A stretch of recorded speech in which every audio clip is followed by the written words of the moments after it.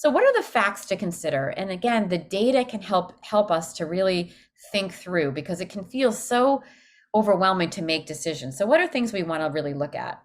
So number one is our safety and well-being. Employees need to feel like their well-being is being considered. That's the number one complaint I hear from employees is my boss doesn't think they don't care about our well-being. They're dismissing our concerns. Um, and that can feel like really disempowering and create less engagement, feeling that, that engagement back and forth that we talked about. So what is the safety, health, and well-being of our employees? We already know our folks are struggling. The data tells us this. So there's a lot of discomfort returning, the anticipatory anxiety, the state of the vaccines and variants. Then we have these evolving state and federal guidelines, and even our office layouts, like what that looks like. So that's always important, is to be able to have these points at least articulated, right? Not ignoring or pretending these don't exist, but actually recognizing them, saying them out loud, using metrics to help define what the policies are.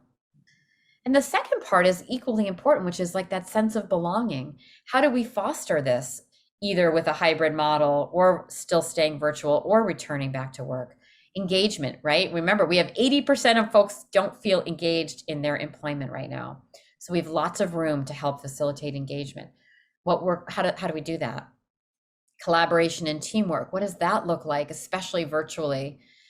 Productivity versus safety, right? All of these things that we're weighing back and forth. And then retention and recruitment. That's changed dramatically, right?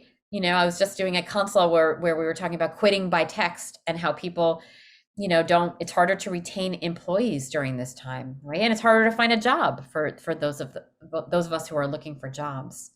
So these are facts to consider, and facts to, I would say, explicitly consider, to talk about it among your workforce so that everyone is really seeing that their views matter, their safety matters.